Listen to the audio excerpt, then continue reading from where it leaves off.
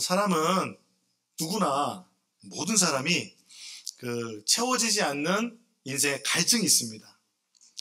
그래서 이 갈증을 정말 채우기 원하거든요. 그래서 이 갈증을 채워지기를 진심으로 원하는 마음을 뭐라고 하냐면 갈망이라고 합니다.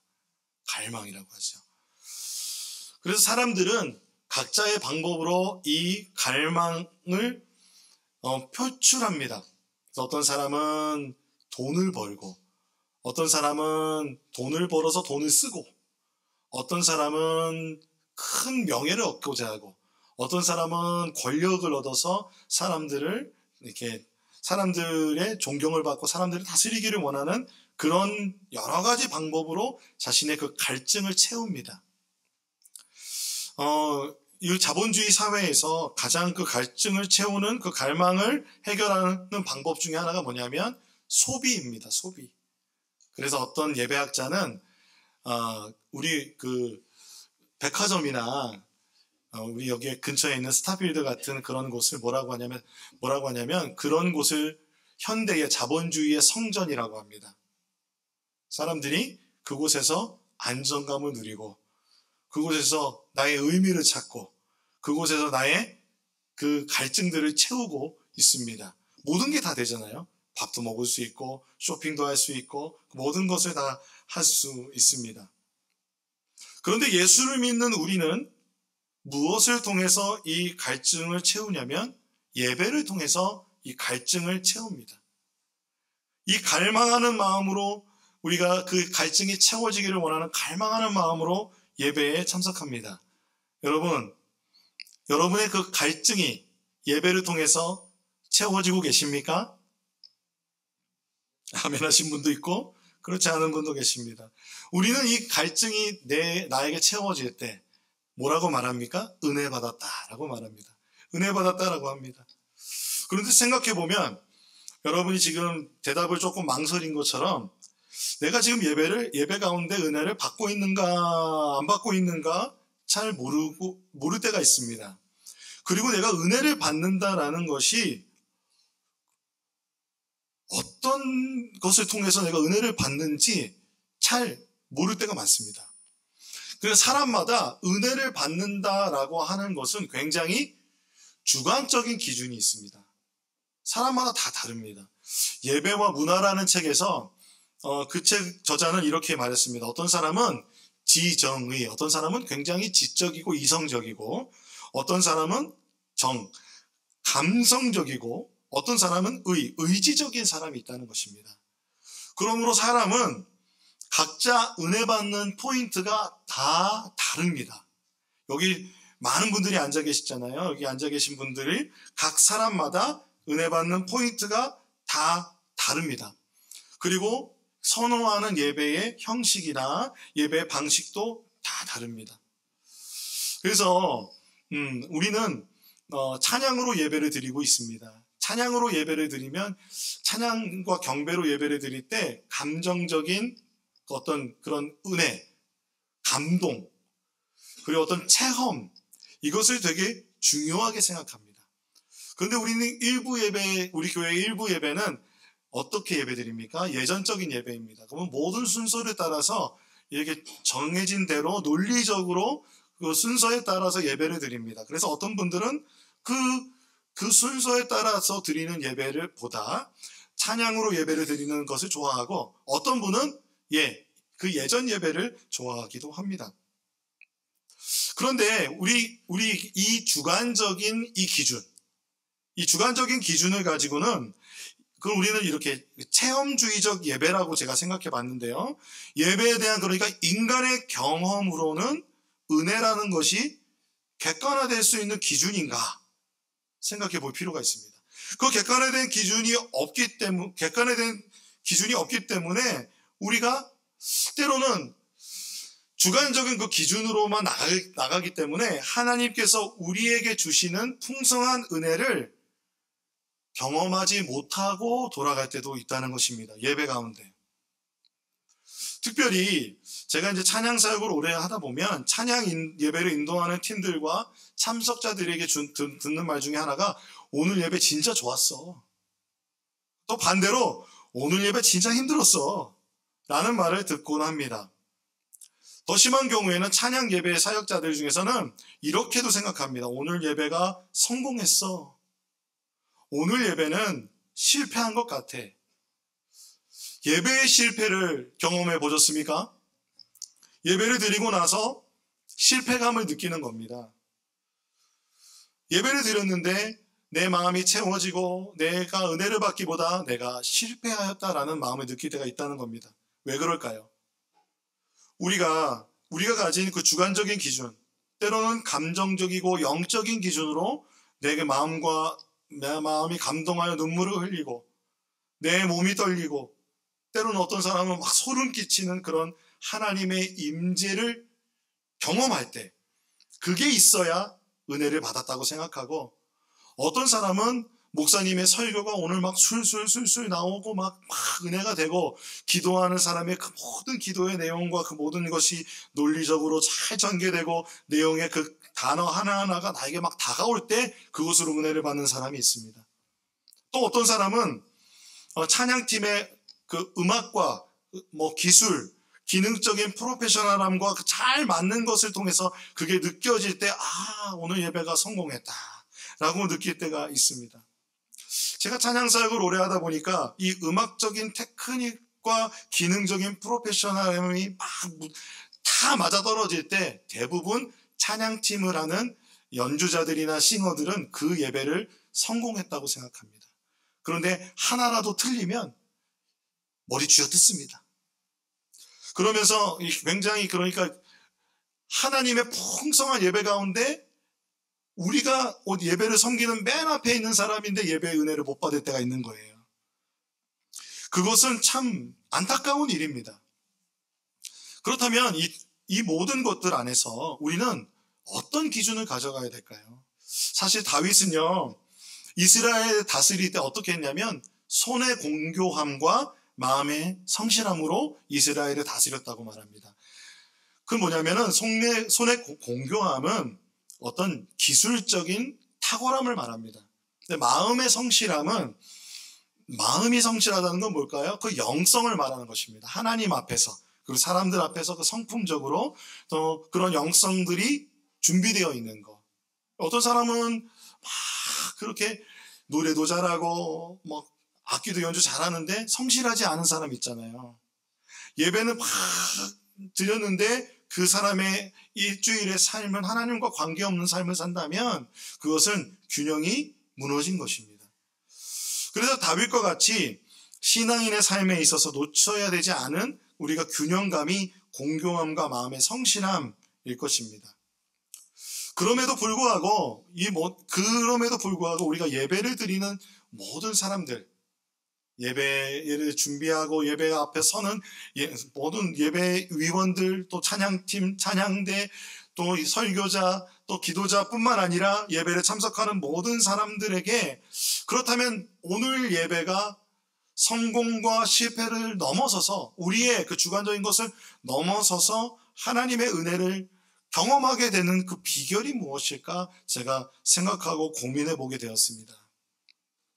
오늘 본문은 여러분들이 아주 잘 아는 본문입니다. 설명 안 드려도 그 사마리아 여인을 만나신 예수님의 이야기입니다. 여러분, 이게 주관적인 그런 예배에 대해서 우리가 생각해 볼 때 그것이 얼만큼 위험한지를 제가 좀 한번 설명을 드리고 싶습니다. 사실 이 사마리아 여인이 있는 그 사마리아 지역은 하나님 앞에 거짓된 예배를 드리고 있었습니다. 하나님이 원하시는 예배가 아니었습니다. 예루살렘 가서 예배 드리지 않았습니다. 그들은 그들의 방식으로 예배를 드렸습니다. 언제? 북이스라엘이 멸망할 때, 북이스라엘이 세워졌을 때, 그때 여로보암이라는 왕이 그 우상 2개를 세우고, 그리고 그곳에 단과 베델에서 거기 그 하나님의 방법이 아닌 그 제사장들을 막 세워서 거기 예배하게 했습니다. 예루살렘으로 내려가지 않고. 이 거짓된 예배가 지금 이때까지 내려와 있는 겁니다. 자, 이게 뭐와 같냐면요, 하나님을 예배한다고 하면서 우리가 그 주관적인 것, 그것을 찾는 것은, 여러분 예전에 개그 프로그램 중에서 아주 재미있는 코너가 있었는데요. 그 윤택이라고 하는 그 브로콜리 머리를 한 분이 하는 코너가 있었습니다. 기억나십니까? 자, 그분 좀 따라해도 괜찮겠습니까? 그분이 오셨어요. 라는 것입니다. 우리가 이것만 하면 너무 좋아하잖아요. 한국 사람은 그분이 오셨어요 라는 개념을 너무 잘 알아요. 한국 사람들 그 정서에 깊이 박혀있는 게 뭐냐면 샤머니즘입니다. 신내림, 무당. 어떻게 보면 이건 이방 종교의 전통이죠. 마치 열왕기서에서요, 엘리야와 바알이 대결하죠. 대결하는데 어떤 대결합니까? 능력 대결을 합니다. 그때 엘리야는 하나님의 말씀대로 순종하여서 하나님께서 불을 내려주셨죠. 근데 바알의 제사장들은 어떻게 됐습니까? 능력 대결에서 불이 내려오지 않으니까 바알 신에게 막 기도하면서 어떡합니까? 막 자기 신체에 막 상처를 내고 그 온갖 방법을 다 동원해 불이 내려오라고 막 합니다. 우리는 때로는 그 순간, 우리가 가지고 있는 그 주관적인 경험의 그 순간을 위해서 우리는 뭔가 해야 된다고 생각합니다. 마치 이 바알 제사장들처럼. 그분이 오셔야 된다고 생각합니다. 근데 사랑하는 여러분, 근데 사실 우리가 예배를 드릴 때 그 순간 우리의 열심, 우리의 정성, 우리의 모든 것, 우리에게만 집중하고 있다면 그래야 하나님의 임재가 내려오신다. 그 순간을 기다리고 있다면 우리는 이교도와 같은 열심을 내고 있는 것 아닐까요? 그래서 내가 은혜 받지 못하고 집에 갈 때 이렇게 생각하죠. 오늘 여러 가지 다른 데서 원인을 찾습니다. 오늘 음향이 안 좋았어. 오늘 목사님이 너무 버벅거렸어. 또는 내 마음, 또는 여러분들 제일 먼저 하는 건 내가 뭐 문제 있나 보다. 내가 일주일 동안 그렇게 죄 짓고 살았는데 하나님 내 예배 받으실까? 그래서 하나님이 나한테 오늘 은혜 주시지 않나 보다. 내가 부족해서 그렇지 라고 생각합니다. 성경에 보면은 사마리아인과 정반대로 예배를 드리고 있는 사람들이 유대인들입니다. 유대인들은요, 사마리아인들은 이교도적인 종교적인 감정적 체험적 예배를 드렸다면 유대인들은 율법주의적인 이성적이고 그리고 논리적인 예배 안에 빠져 있었습니다. 유대인의 경우는요, 하나님을 예배할 수 있는 사람은 유대인이다 정해놨어요. 그렇죠? 하나님을 예배할 수 있는 장소는 어디예요? 예루살렘이다 정해놨습니다. 그러므로 예배에 대한 모든 기준을 하나님이 그렇게 정하신 적이 없거든요. 지정학적으로, 인종적으로 차별적인 예배를 정하였습니다. 사랑하는 여러분, 하나님의 뜻은 무엇일까요? 우리가 구약과 신약 성경을 다 살펴본다면 하나님은 언제나 우리에게 예배하는 방식을 분명하게 말씀해 주셨습니다. 그렇죠? 그렇죠. 그렇습니다. 뿐만 아니라 오늘 보니까 예수님을 통해서 그 예배의 방식을 우리에게 그리고 사마리아 여인에게 말씀해 주고 계신 겁니다. 사마리아 여인을 만나 요한복음 4장은 예수님께서 누구를 찾아가냐면 사마리아 여인을 찾아가셔서 예배를 알려주십니다. 요한복음 4장 3절에서 6절의 말씀입니다. 예수께서는 유대를 떠나 다시 갈릴리로 가셨다. 그렇게 하려면 사마리아를 거쳐서 가실 수밖에 없었다. 예수께서는 사마리아에 있는 수가라는 마을에 이르셨다. 이 마을은 야곱이 아들 요셉에게 준 땅에서 가까운 곳이며 야곱의 우물이 거기에 있었다. 예수께서 길을 가시다가 피로하셔서 우물가에 앉으셨다. 때는 오정쯤이었다. 정오, 낮 12시쯤입니다. 지금쯤 되는 거죠. 여러분, 예수님께서 유대를 떠나서 갈릴리로 가시는데 그렇게 하려면 어디를 통과해야 됐어요? 사마리아를 통과해야 할 수밖에 없었다. 사마리아로 가실 수밖에 없었다라고 말씀하십니다. 여러분, 이게 여행 경로가 사마리아밖에 없었다라는 말로 여러분 들리잖아요. 그런 의미일까요?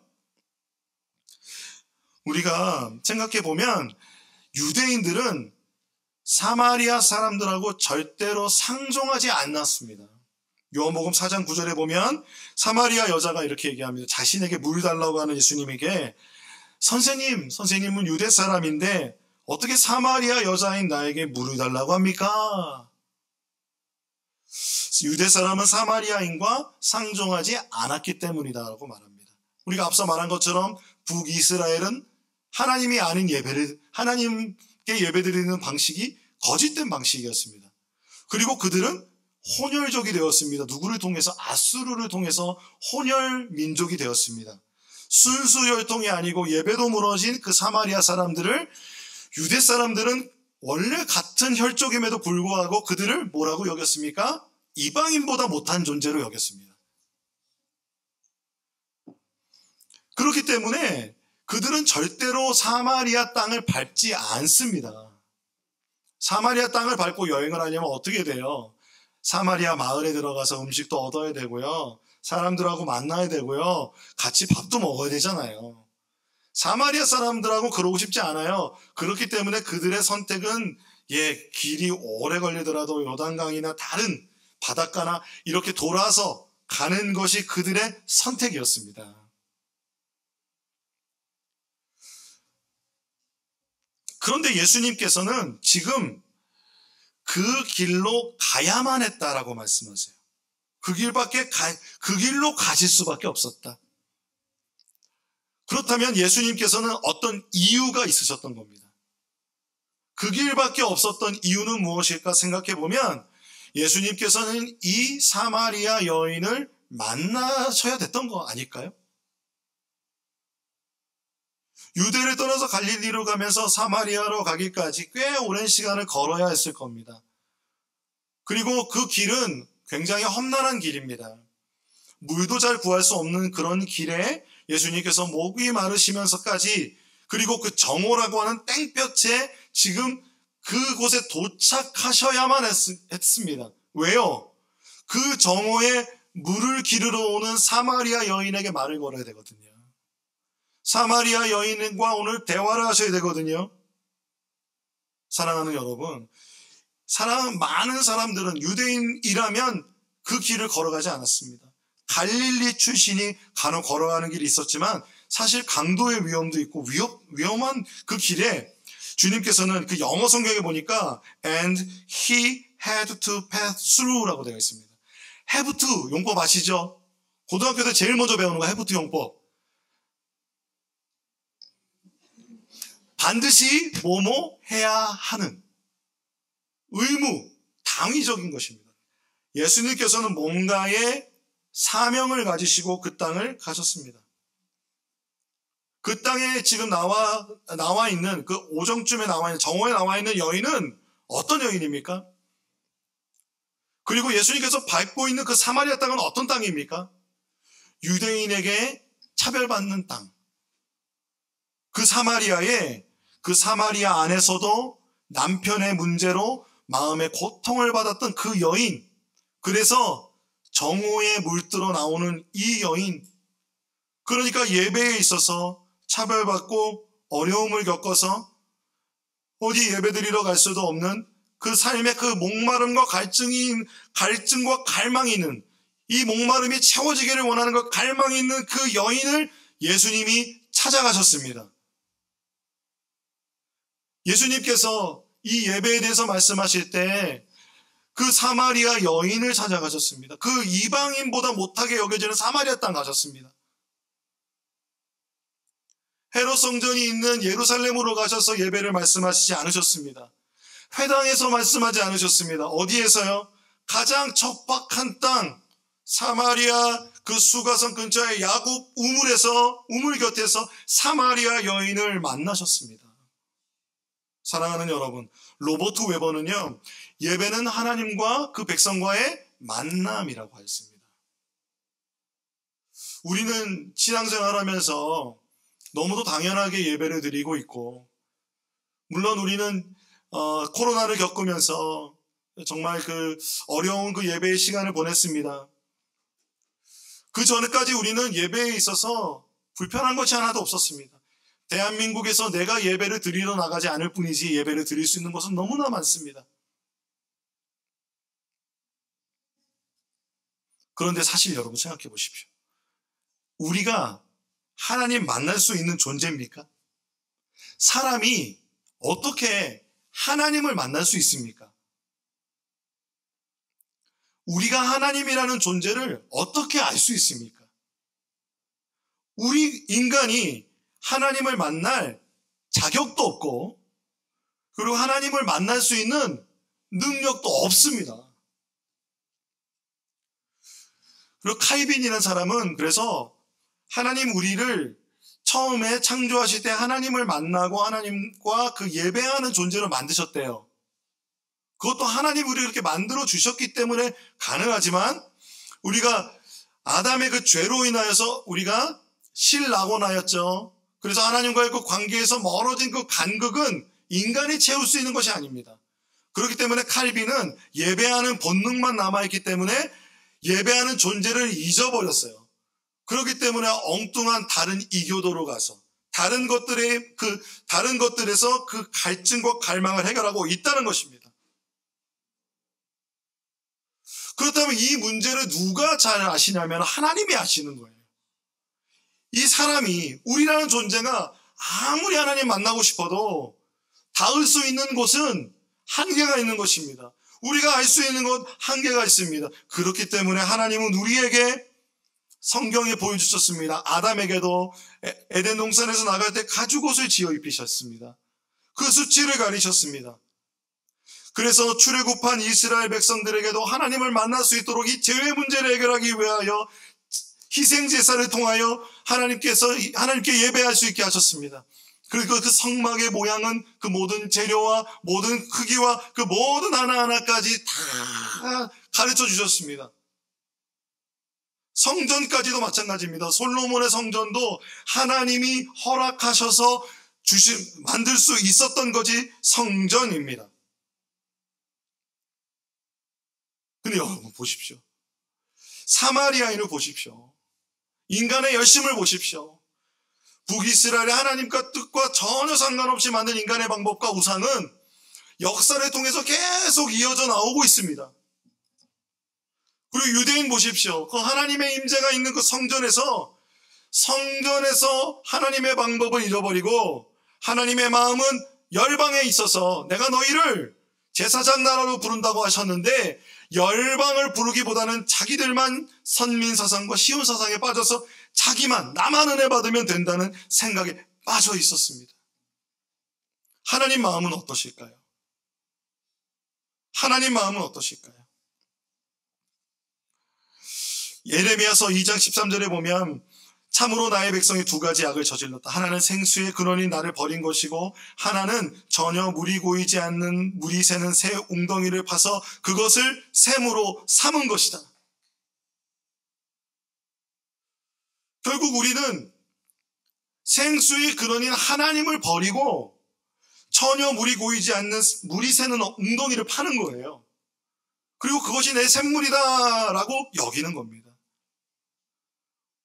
우리가 여러 가지 노력을 하면서 우리의 인생의 모든 문제들을 해결하기 위한 그 모든 방법들, 그 갈망을 해결하고 그 갈증을 해결하기 위한 모든 방법들은 생수의 근원인 하나님을 떠난 것이라면 물이 고인 웅덩이를 파는 겁니다.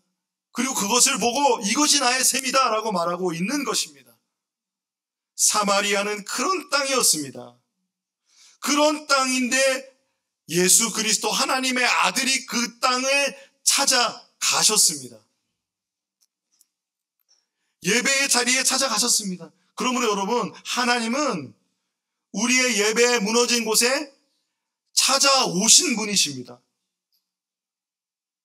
우리의 그 갈증과 갈망이 해결되지 않는 그곳에 주님이 먼저 오셨습니다. 그래서 주님 말씀하시는 겁니다. 예수님이 이 여인에게 내가 너에게 생수를 줄 건데 이 생수 마시면 목마름이 없고 영원토록 솟아나올 거야 라고 말하는 것입니다. 예수님 말씀하시죠. 내가 하나님의 선물을 알고 또 너에게 물을 달라 하는 사람이 누구인지 알았더라면 도리어 내가 그에게 청하였을 거고 그는 너에게 생수를 주었을 것이다. 하나님 분명히 말씀하셨죠. 생수의 근원이 하나님입니다. 예수가 하나님이라고 믿는다면 하나님이 다시 자신을 버린 사마리아 땅으로 오셔서 내가 생수다, 이 생수를 주겠다라고 말씀하고 계신 것입니다. 먼저 찾아오셨습니다, 여러분. 이 생수의 어원을 보면 살아있는 물, 흐르는 물, 초자연적인 물이라는 뜻이 있습니다. 생수는요, 그냥 우리가 마시는 물을 뛰어넘는 것입니다. 하나님이 생수라고 말씀하시는 것은 생명이 있는 물인 것입니다. 그렇다면 여러분, 이 생수의 반대는 뭘까요? 고여있는 물입니다. 썩은 물입니다. 물이 새는 웅덩이입니다.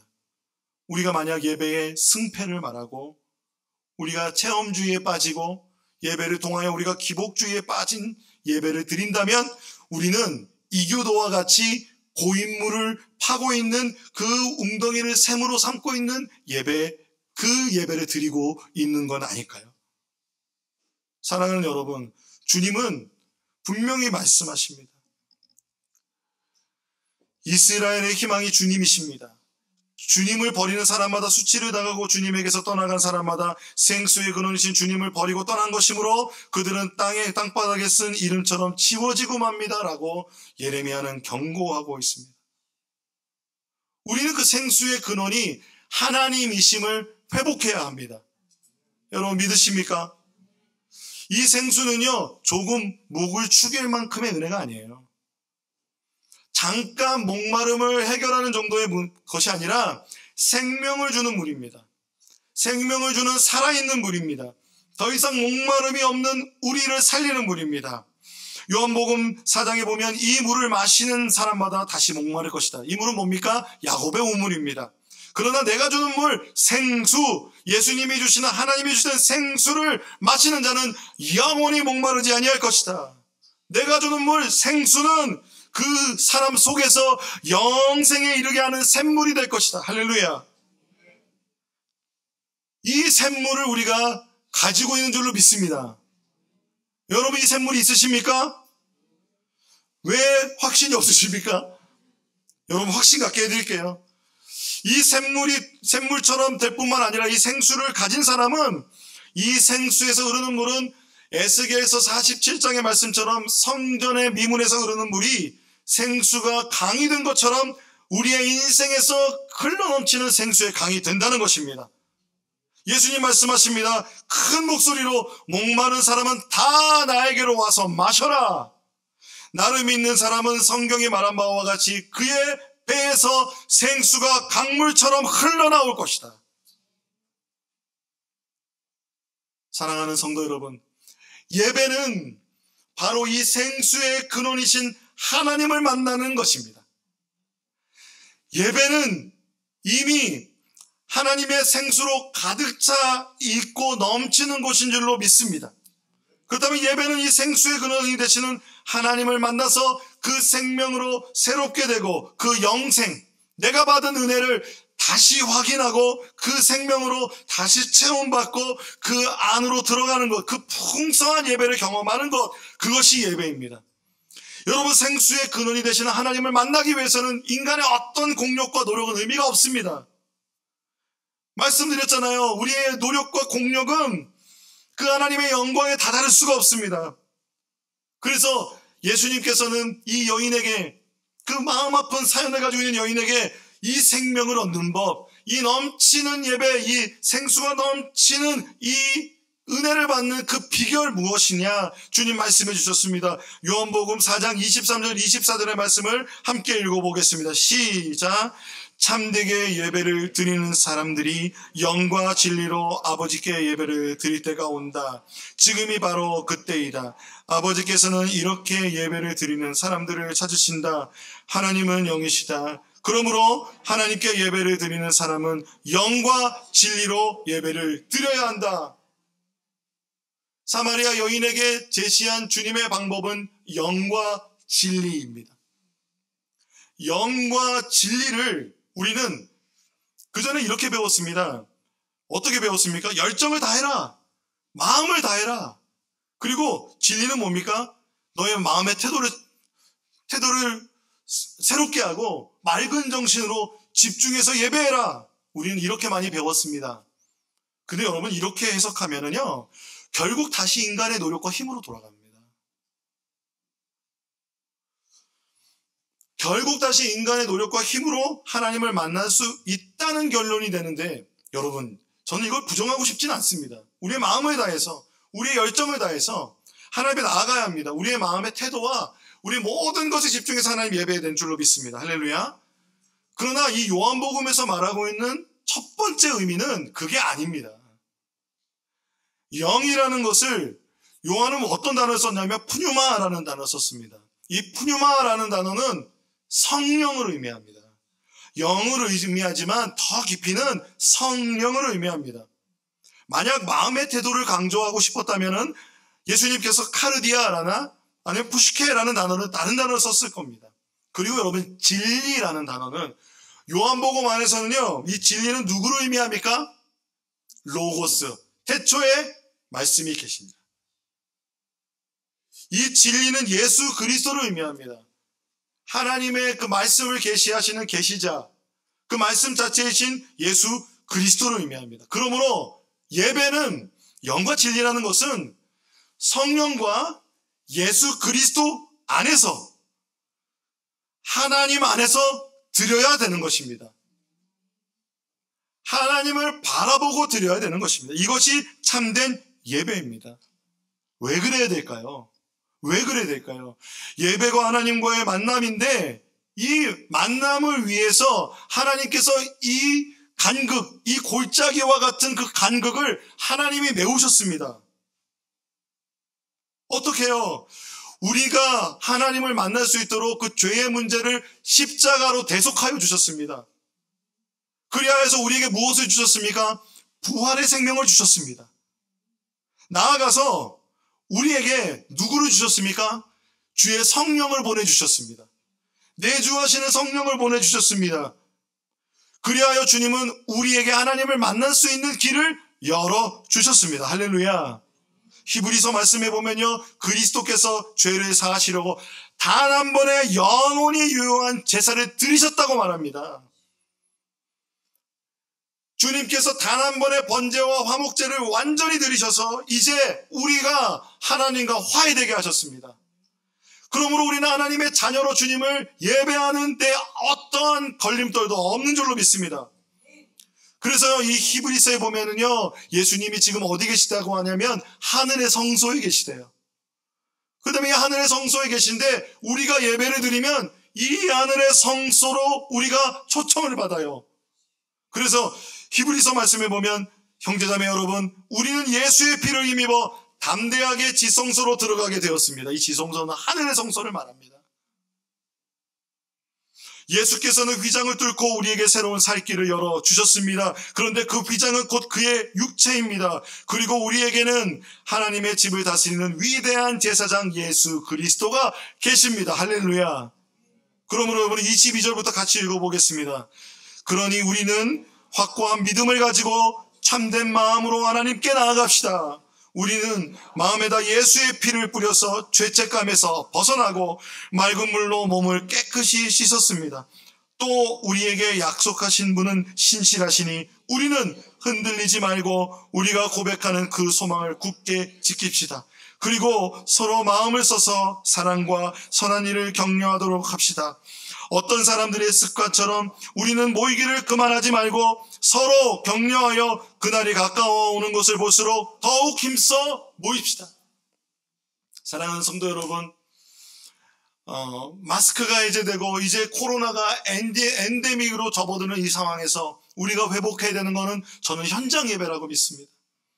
사랑하는 온라인으로 예배를 드리시는 분들도 현장으로 초청합니다.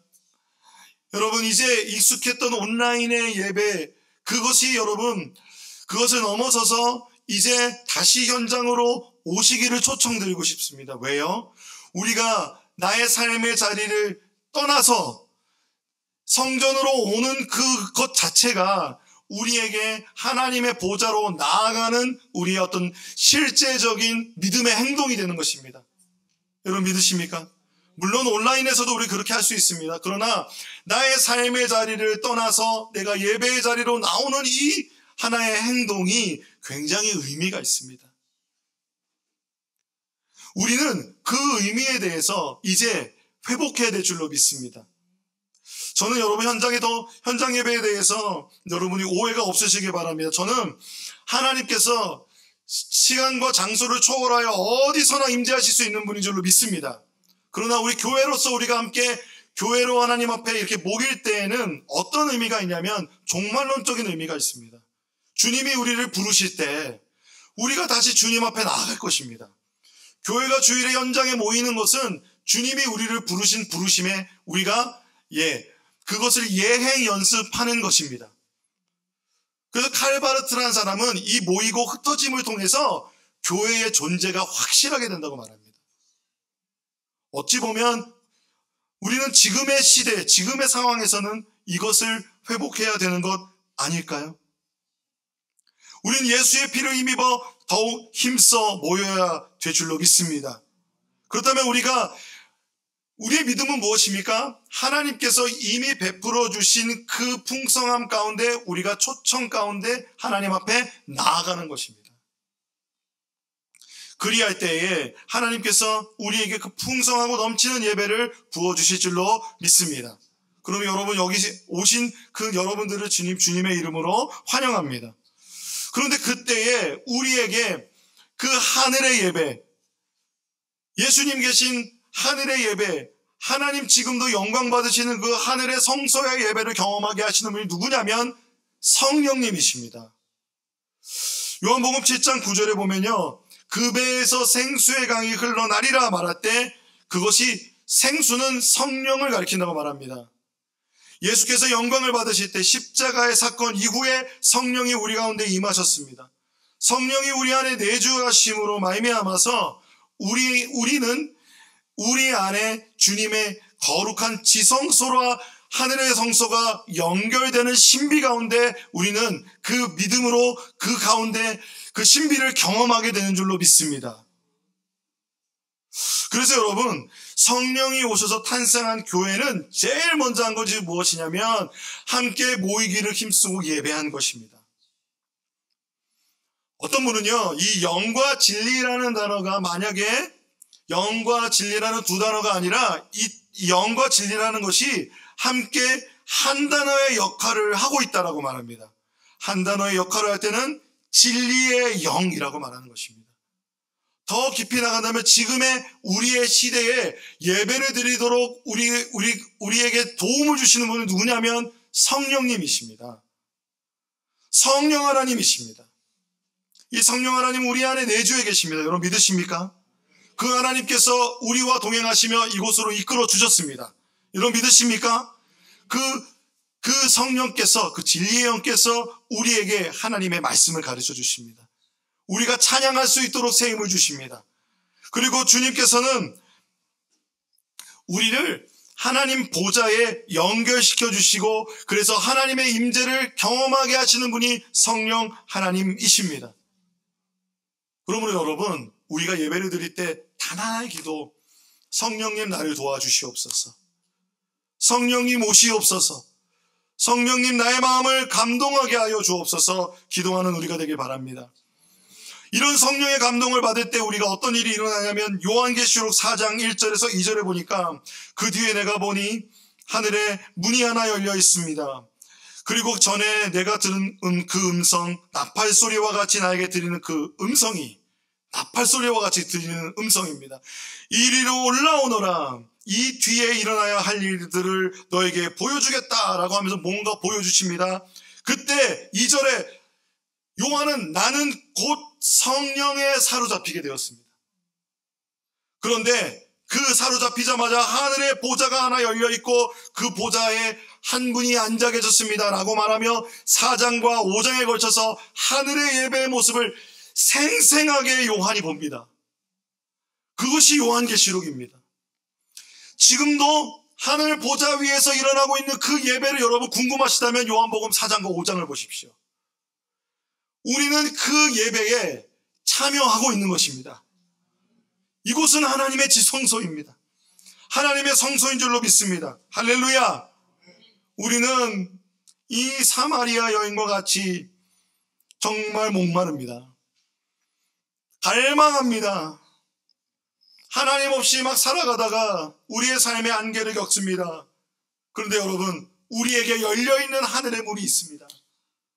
성령을 통해서 우리는 하늘의 예배에 참여할 수 있고 그 생명의 생수를 마음껏 누릴 수 있는 은혜를 우리가 허락하여 주셨습니다. 할렐루야. 저는 우리의 하나님의 초청에 우리가 응답하길 원합니다. 하나님 우리를 초대하십니다. 높은 듯 안성교회 가운데 그 어떤 것도 오늘 우리가 찬양했지 않습니까? 모든 염려를 내려놓고 우리가 해야 될 것은 무엇입니까? 하나님을 찬양하고 예배하고 주의 임재 가운데 나아가는 것입니다. 그럴 때 우리가 우리의 예배가 에스겔서 말씀처럼 그 생수의 강 가운데 발목에 차기를 원합니다. 무릎에 차기를 원합니다. 허리에 차기를 원합니다. 그리고 창이라는 강이 되어 흘러 넘치는 살아있는 물에 온전히 잠겨서 그 예배 가운데 깊이 잠기는 예배가 되기를 소망합니다. 그리할 때 여러분 우리는 모이는 예배와 흩어지는 예배가 우리의 삶 가운데 이루어질 줄로 믿습니다. 우리의 삶을 통하여 우리가 전도하니 믿습니까? 아니요, 여러분, 우리가 예배가 하나님께 예배드리는 그 놀라운 생수의 강으로 생명으로 충만하여 생수의 강이 우리에게 흘러간다면 여러분 영혼을 살리는 일이 있을 것입니다. 금요기도회에서 하나님 앞에 기도하는데 주님이 마음을 주셨습니다. 너네만 기쁜 예배 드리지 말아라. 높은 듯 안성교회만 잘 되면 뭐하느냐? 하나님 저에게 마음을 주셨습니다. 안성에 있는 많은 교회를 위해 기도해라. 평택에 있는 교회들을 위해 기도해라. 주님, 제가 무슨 자격으로요? 주님은 원하십니다. 안성 땅에 하나님의 부흥이 임하기를 원하십니다. 평택 땅에 하나님의 부흥이 임하시길 원합니다. 주님께서는 젊은이들이 다음 세대가 하나님을 마음껏 예배하는 이 땅을 원하시는 줄로 믿습니다. 그 일에 모든 교회 안에 하나님의 영이 부어지고 하나님의 예배가 회복되는 일이 일어나도록 우리가 함께 기도하지 않으시겠습니까? 여러분의 마음을 확정하지 않으시겠습니까? 여러분의 마음을 결정하지 않으시겠습니까? 다윗은 날마다 고백했습니다. 하나님, 내 마음을 정했습니다. 나는 내 마음을 확실히 정했습니다. 내가 가락에 맞추어 노래를 부르겠습니다. 내 영혼아 깨어나라. 검은고야 수금아 깨어나라. 내가 새벽을 깨우련다. 그 마음으로 주님을 찬양했던 그 예배자 옛 다윗을 우리가 닮아가지 않으시겠습니까? 사랑하는 여러분, 우리가 다 함께 일어납시다. 하나님 앞에 결단하는 마음으로 다 함께 일어나셔서 모든